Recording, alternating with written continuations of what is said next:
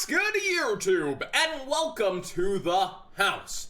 I'm afraid I've got some bad news. If you were expecting the Sky Strikers, aka the Brandish Maidens, to be any sort of budget, because 3 of their cards, 2 of which you will highly need to play this deck, are short printed in the set to the disparity of only getting 4 to 7 per case each. This is worse than the Magibullets were short printed with Starfire and Caspar, and those commanded $20 price points for being a deck that was a little bit hyped but did relatively nothing, except for you, Ediception. You're special.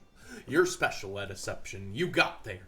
But realistically, this is rough. This is really rough. So we have Beat Bladesman for Hire, which I did say that Troll and Toad was going to, on their pre-sales, have some mistakes, not having open packs. Beat is a short print. Mayhem for Hire is a short print, and none of the Vampire cards are short printed. We just have Sky Striker, Mobilize, Engage, Sky Striker Maneuver, Afterburners, and Sky Striker Mecha Widow Anchor. You will probably be playing Widow Anchor and Engage in Sky Strikers if you're playing it at all, because Engage reads that if you control no monsters in your main monster zone, add any Brandish card from your deck to your hand. So that's Sky Striker, except for Brandish, Startup, Engage. Then if you have 3 more spells in the graveyard, you also get to draw a card on top of it. It's basically one of their best cards, period, hands down, in the deck, and it doesn't even have a hard once per turn clause. It's actually just an insane card for the deck. And Mecha Widow Anchor is if you control no monsters in your main monster zone, target 1 effect monster on the field that has its effects negated until the end of this turn. Then if you have 3 or more spells in your graveyard, you can take control of that card till the end phase. Quick play. It is very, very good in the deck. It's honestly one of my hardest cards to play through. When I was playing Infernoids against this deck, this actually just made things very, very difficult for me. I had to make hard decisions tributing off my Infernoids, and it's definitely a mainstay of this deck, and very, very powerful for the deck. So if you're wondering about the source Silver's Cards here, Silver's Cards is a Facebook page that regularly posts news, and they are very accurate a lot of the time. They're usually on time with their posts. That's why over 6,000 people are following them. They're kind of just another news group that I watch, and they are very legitimate. This news comes from them. I message them about the amount of cases, and I cannot imagine anything else but accurate information. Now, do keep in mind, like I said, Euro print, but let's go through history and think about some card prices that happen versus how impactful this is going to be on the meta, because a lot of people are putting this deck as the deck to beat going into the WCQ season. I've been playing against it a ton on Dueling Book now. I've been running into it, and it's tough to beat. We lost Masterpiece, boys, which was going to check this, so that's kind of the problem, isn't it? Necroz are probably the most comparable thing, but the disparity isn't as bad as Nekroz was. Nekroz, you were struggling to get a playset per case. So out of a case now, we're pretty much guaranteed 1 to 2 of the decks, but not quite. But almost nobody's like pulling under the ratio of 4, it feels like. So we should be fine to get a deck per case at least, but that really drove Nekroz's prices through the roof back in the day, and you still see Valk get bought out here and there. You see people really look to this past format and really go for these cards, and with Shuret back in the OCG, people are really going for it. But the core Nekroz, Brionic, Trishula, and Valk, those were pretty short printed. I remember we opened our case and we only got 2 Valk, and we were happy after all the news of what happened to other people. I think we got 3 Brios, we got 2 Trish, 2 Valk or something out of our case originally. So it's not quite that bad, but price-wise, I think people are going to really take advantage. We're in a different day and age with the market, and I think people really... this release is right before the WCQ. This is like the epitome of competitive Yu-Gi-Oh!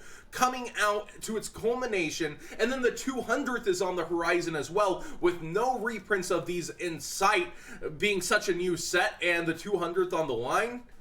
People are really going to invest into this deck. So I could see similar prices to Nekroz. We saw Troll and Toad's pre-sales of $55 selling out for Engage. Completely gone. It's actually nuts. So we'll see what Yu-Gi-Oh! Singles ends up putting cards at. But I'm not looking forward to the prices for once. Usually I'm like, oh boy, Yu-Gi-Oh! Singles is oh no, all these short prints. And they definitely did, despite there being short prints in the last core set, they put Ibli at like 12s. So maybe there will be deals. They put Iblis at 12s, you know, it was definitely a great buy for everybody. But man, another thing to kind of compare it to is the Invoked, right? Because that's an engine that actually was viable in the meta, that did receive a similar ratio overall with Invocation or Mecha, but like, you don't need 3 Invocations. And you don't need 3 Mechabuzz. So the prices reflected would be a little lower than what we expect. And during their high, before there ever was an Ultimate, like, Invocation was up there. Mechabuzz been up there multiple times. So 40 low is still on the market. It's really a sign that this deck is going to be played way more than the Invoked. Entirely more. So where do we put the prices? I really don't know, but I'm feeling like they're going to be way higher than they should be with this information. Like, I really wish short printing would stop. I would like to see players get it, but I also get why. It helps sell product. It helps OTS stores, the locals you're at, sell product, but because people need to continue to chase the cards. But I think a lot of people are going to go with singles because of this, and I think the set price itself might go up like the Secret Forces. So since the prices of the cards might go up, if you can still pre-order cases somehow, usually you can get like 60 a box, spend $720 on a case. I think that might be your actual best advantage here, because if 3 engages end up actually being towards the 70 mark, that's already 210. Then if the Widow Anchors end up being something ridiculous like 30s, there's already 300 just on 6 cards. But if you're only chasing this deck, perhaps you still go for the singles. It's really hard to call. And you're going to get extra copies. Like I said, it's going to be 4 to 7 each. But if they get those ridiculous prices and you pull your extras to sell, a case might be the way to go for this. And you are chasing luck at that point. Like they said, it's 4 to 7. I was told by another person they were seeing about 5 to 6 per case, but I didn't get an actual number on that yet. And I will have bigger numbers for you guys than just 27 cases, I hope, and American numbers once Troll actually does open up their product. And once Yu-Gi-Oh! Singles actually opens up their product, I'll be able to tell you guys a little bit more about those exact numbers. And I guess a bad comparison overall might be the Magical Muskets. But remember how hyped this was on pre-release? It was like $20, and it was one of their best cards, but it wasn't short printed at all, and it just, $3 on pre-sales for singles. Destroyed the market when they tried to list this at 20. So I'm interested to see what kind of cards maybe they do destroy the price on that way. That is similar to Magical Musket. But just shop your pre-sales smart, guys. Yu-Gi-Oh! Singles is always a great source for pre-sales. And then you have other sites. We showed Troll and Toad's pre-sale prices, where definitely some of these for higher cards you could have taken advantage of. But this isn't overhyped like the Muskets. We can look at the Muskets and Painter's history, but this is going to be a deck heavily played in the meta. It's not going to just fizzle out like the Muskets kind of did. It's not the same kind of hype. They're not the next Zodiac. They are definitely a force to be reckoned with. So these started out at 20s at similar printing ratios. Similar. Not this is actually worse printing ratios than these. But just think, these started out at 20s. And we're already seeing Engage start at 55. We're seeing this sell out at like 25, I think it was on Troll and Toad as well. This is gonna be really interesting to see. And just, again, maybe go to your locals, try to trade, maybe buy an actual case of this and trade.